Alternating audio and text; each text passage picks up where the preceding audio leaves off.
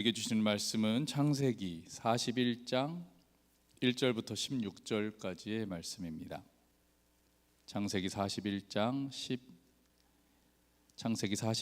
1절부터 16절까지의 말씀을 저와 함께 한 절씩 교독하시겠습니다. 만 2년 후에 바로가 꿈을 꾼즉 자기가 나일 강가에 서 있는데 보니 아름답고 살찐 7 암소가 강가에서 올라와 갈밭에서 뜯어먹고 그 뒤에 또 흉하고 파리한 다른 7 암소가 나일 강가에서 올라와 그 소와 함께 나일 강가에 서 있더니 그 흉하고 파리한 소가 그 아름답고 살찐 7 소를 먹은지라 바로가 곧 깨었다가 다시 잠이 들어 꿈을 꾸니 한 줄기에 무성하고 충실한 7 이삭이 나오고 그 후에 또 가늘고 동풍에 마른 7 이삭이 나오더니 그 가는 7 이삭이 무성하고 충실한 7 이삭을 삼킨지라 바로가 깬즉 꿈이라. 아침에 그의 마음이 번민하여 사람을 보내어 애굽의 점술가와 현인들을 모두 불러 그들에게 그의 꿈을 말하였으나 그것을 바로에게 해석하는 자가 없었더라. 술 맡은 관원장이 바로에게 말하여 이르되 내가 오늘 내 죄를 기억하나이다. 바로께서 종들에게 노하사 나와 떡 굽는 관원장을 취니대장의 집에 가주셨을 때에 나와 그가 하룻밤에 꿈을 꾼즉 각기 뜻이 있는 꿈이라. 그곳 취니대장의 종 된 히브리 청년이 우리와 함께 있기로 우리가 그에게 말하매 그가 우리의 꿈을 풀되 그 꿈대로 각 사람에게 해석하더니 그 해석한 대로 되어 나는 복직되고 그는 매달렸나이다. 이에 바로가 사람을 보내어 요셉을 부르매 그들이 급히 그를 옥에서 내놓은지라. 요셉이 곧 수염을 깎고 그의 옷을 갈아입고 바로에게 들어가니 바로가 요셉에게 이르되 내가 한 꿈을 꾸었으나 그것을 해석하는 자가 없더니 들은즉 너는 꿈을 들으면 능히 푼다 하더라. 요셉이 바로에게 대답하여 이르되 내가 아니라 하나님께서 바로에게 편안한 대답을 하시리이다. 아멘. 오늘 말씀은 어제의 말씀에 이어서 꿈 이야기가 계속되고 있습니다. 어제는 술 맡은 관원장과 떡 맡은 관원장의 꿈 이야기였는데요. 오늘은 바로의 꿈 이야기입니다. 본문에서 읽으셨듯이 바로는 2개의 꿈을 꾸게 되는데 그 첫 번째 꿈은 바로가 나일 강가에 서 있는데 아름답고 살찐 7 암소가 강가에서 올라와 갈대풀을 뜯어먹고 있었고 그 뒤에 흉하고 파리한 마른 7 암소가 나일 강가에서 올라와 함께 서게 됩니다. 그러더니 나중에 올라온 이 흉하고 파리한 소가 아름답고 살찐 7 소를 잡아 먹는 것이었습니다. 그리고 바로가 잠에서 깨게 되고요. 곧 다시 잠이 들고 두 번째 꿈을 꾸게 되는데 이번에는 한 줄기 무성하고 충실한 7 이삭이 나오고 그 후에 가늘고 동풍에 마른 7 이삭이 나오더니 첫 번째 꿈과 같이 이 가는 7 이삭이 무성하고 충실한 7 이삭을 삼켜버립니다. 그리고 나서는 바로가 다시 잠에서 깨게 되는데요. 이 꿈 때문에 바로가 번민하기 시작합니다. 이 꿈이 도대체 뭘까? 해괴한 꿈이잖아요. 무슨 뜻일까 찝찝하고 아마 궁금했을 것입니다. 그래서 바로는 애굽의 모든 점술가들과 현인들을 불러놓고 자기의 꿈을 이야기해 주죠. 그리고 해석해봐라 라고 하는데 아무도 해석하는 자가 없는 거예요. 그때 어제 나왔던 그 술 맡은 관원장이 마침 요셉이 다시 기억나기 시작했습니다. 원래는 벌써부터 요셉과 약속이 되어 있어서 자기가 복직하게 되면 요셉을 감옥에서 꺼내 주었어야 되는데 하나님은 2년이라는 시간을 더 요셉이 감옥에 있게 하고 마침내 하나님의 때가 이르렀을 때에 요셉을 기억나게 하시고 요셉을 부르시게 됩니다. 14절에 바로가 요셉을 부르는 장면이 나오는데요. 죄인이었던 요셉 그리고 왕이었던 바로, 요셉이 바로에게 나아가는 장면을 통해 우리가 하나님 앞에 나아가는 모습이 어떠해야 할까를 엿보게 됩니다. 요셉이 바로의 부름을 받고 수염을 깎고 옷을 갈아입고 바로에게 나아가는 장면을 볼 수 있는데 저희들도 이렇게 우리의 몸과 우리의 마음을 새롭게 하며 하나님 앞에 나아가야 함을 믿습니다. 바로가 요셉에게 이렇게 물어보지요. 내 꿈을 해석하는 자가 하나도 없었는데 너는 들으면 그걸 푼다고 하더라. 거기에서 요셉이 16절에 이렇게 대답합니다. 내가 아니라 하나님께서 바로에게 편안한 대답을 하실 것입니다. 저는 이 요셉의 대답을 보면서 요셉이 참 대단하다라고 느껴졌는데요. 먼저 첫 번째로는 요셉은 자신의 위기 모면 그리고 자신의 출세를 생각하지 않고 하나님을 나타내고 있음을 보았습니다. 우리는 사실 우리의 재능 그리고 우리의 잘한 것들을 누구에게 듣게 되면 칭찬받게 되면 좀 우쭐하게 되고 자신을 나타내게 되잖아요.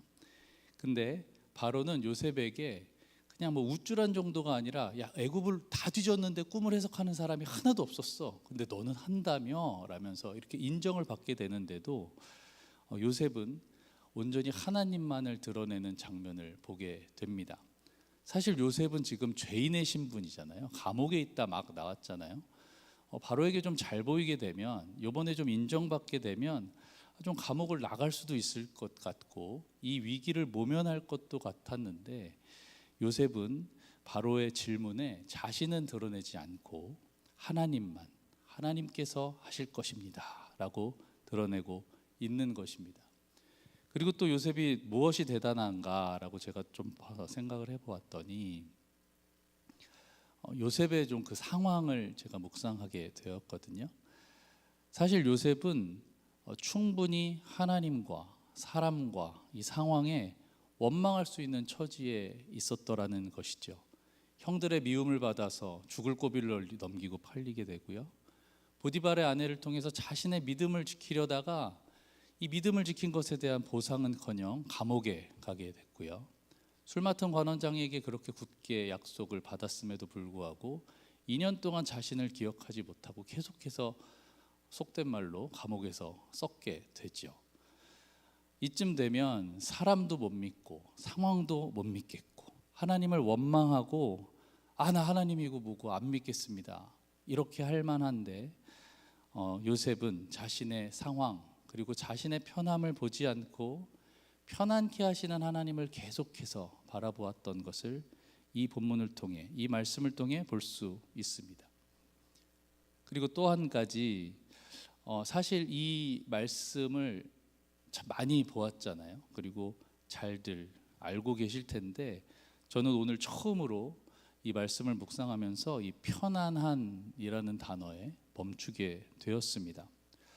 아니 요셉이 어떻게 저 상황에서 편안한이라는 단어를 사용할 수 있을까라는 질문이 들었는데요. 보시면 요셉은 바로의 꿈을 듣기도 전에 편안한이라는 단어를 사용하고 있습니다. 어떻게 무슨 꿈인지도 모르면서 편안한 대답을 할 것이라고 확신했을까라는 질문이 들었어요. 그리고 이 질문이 들었던 이유를 제가 살펴보았더니 제가 이 질문이 편안하지가 않은 거예요. 불편한 거예요. 그럼 왜 나는 이 편안한이라는 단어가 편안하지 않고 불편했을까 생각해 보았더니 이 이후의 이야기와 이 이전의 이야기를 저는 알고 있더라고요. 아직 요셉은 바로의 꿈이 무엇인지 모르고 있어요.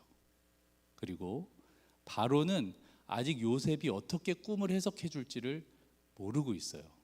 하지만 저는 알고 있거든요. 힘들게 만드는구나 라는 생각을 하게 되었습니다.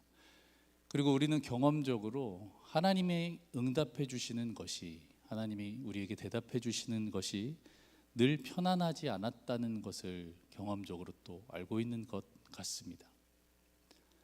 하지만 요셉은 여기서 한 걸음 더 나아가서 상황을 보지 않고 배경을 보지 않고 하나님만 바라보았기 때문에 하나님께서 편안한 대답을 하실 것이다 라고 고백할 수 있었던 것입니다.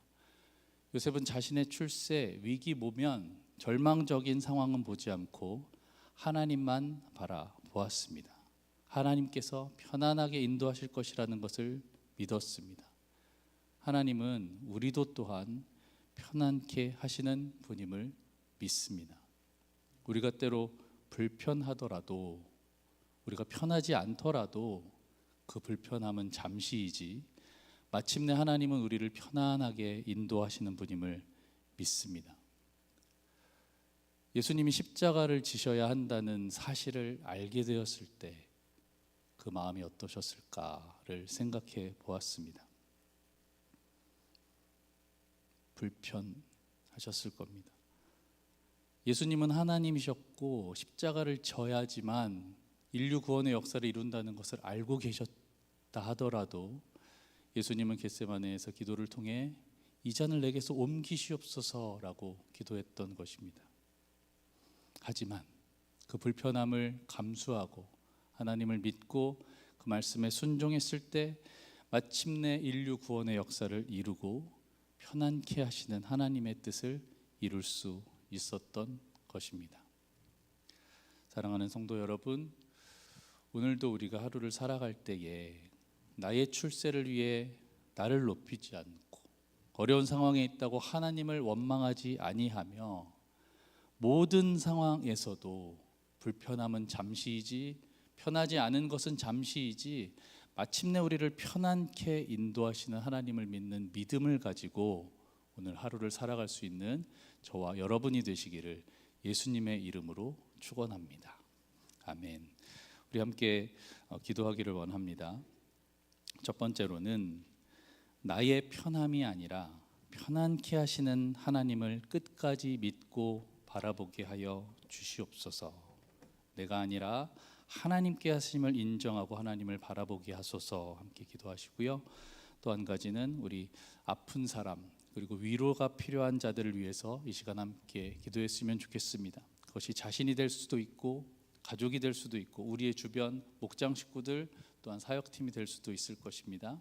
우리 주변에 있는 아픈 사람 그리고 위로가 필요한 자들을 위해서 이 시간 함께 기도하도록 하겠습니다. 하나님, 오늘 말씀을 통해서